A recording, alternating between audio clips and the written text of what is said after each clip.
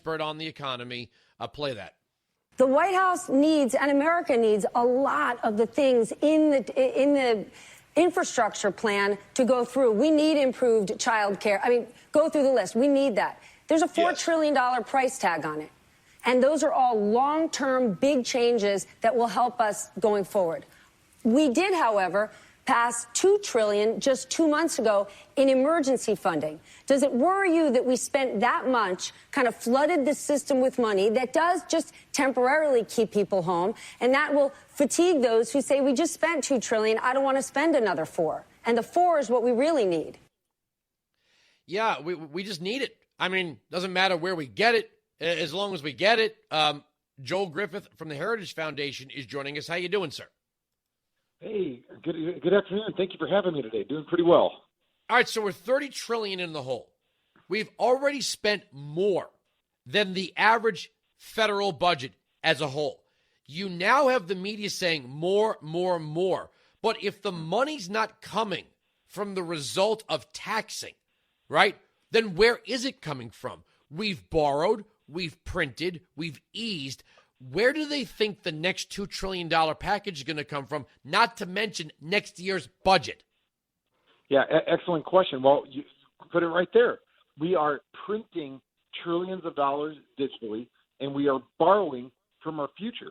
And usually the government gets away with this because we've gotten so used to our 2% inflation every year that that's just normal. That's just nature. Well, that's actually not normal. That's not just nature.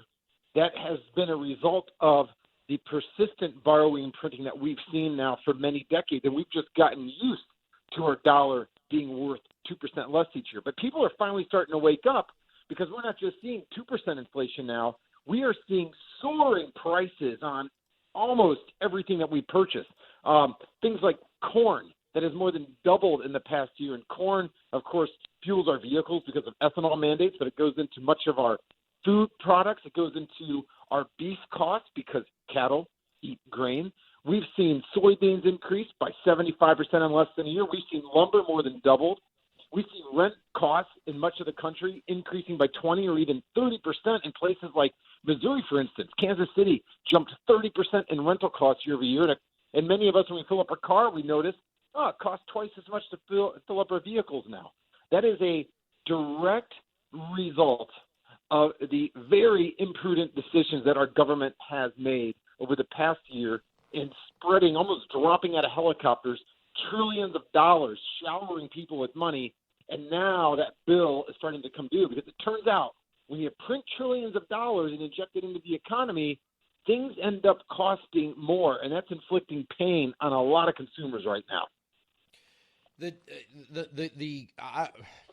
I don't know how many times the Keynesian model has to fail or the Venezuelan model has to fail or any of these models have to fail before people stop adopting them.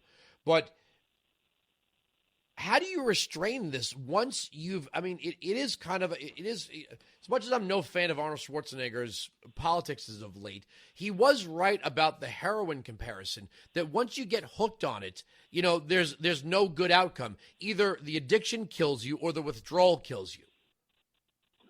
Well, it takes Congress actually waking up to their responsibilities. And unfortunately, this has not just been a failure of Democrat politicians or Republicans. Both parties have contributed to this. You think back last year when this shutdown first began affecting the economy, well, government turned on the spigot, printing and borrowing, spending on things far beyond just fighting COVID. And it was Republicans and Democrats who came together to say, this would be a great idea to go ahead and borrow hundreds of billions of dollars to go ahead and just put automatically in people's checking account. Or when we saw the Federal Reserve printing hundreds of billions of dollars to buy up corporate bonds and to buy up more Treasury debt. This had a lot of bipartisan support. And now, fast forward to this year, we have seen the bad decisions of last year put on steroids with the Biden administration, making matters far, far worse and spending even trillions more. And, it's hard to put our minds around the amount of money that has been created. But when you talk about $4 trillion, which is actually just now a fraction of the total government spending over the next year, I think the total now is going to eclipse $10 trillion in 1 year government spending. What exactly is $10 trillion? Well, that's nearly $100,000 for a family of 4 in the United States for a given year. And most of that money has been printed and borrowed. And so this is not just a problem for us to face in the coming year or two.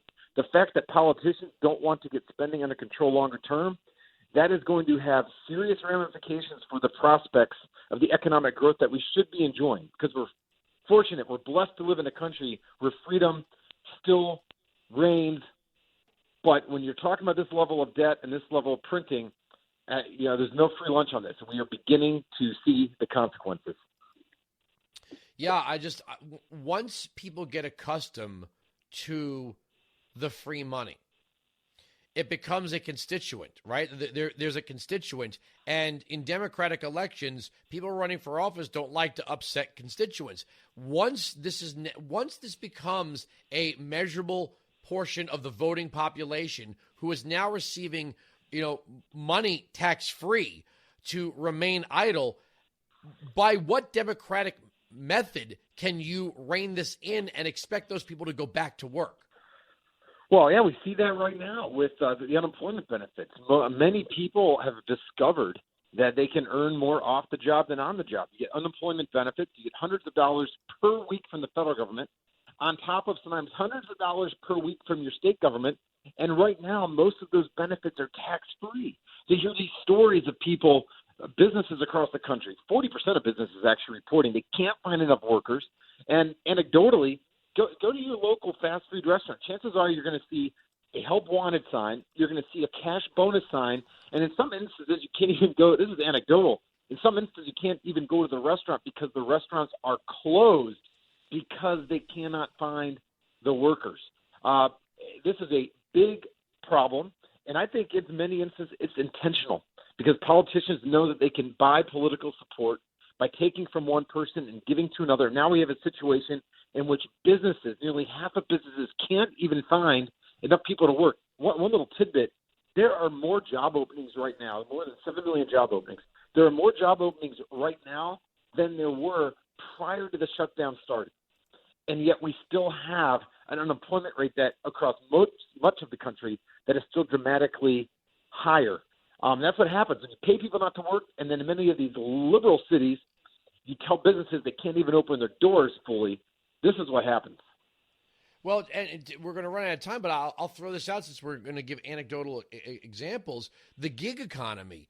I always thought that the gig economy of like Uber and Lyft was a gift to people who, for a few extra hours a day, could take their own private vehicle and make money, right? Especially young people. Right. I delivered fried chicken for when I was 17 years old. I would have much rather, when I was a younger person, if I wanted some extra spending money, just driven groceries or something around like that with Uber Eats and that sort of thing.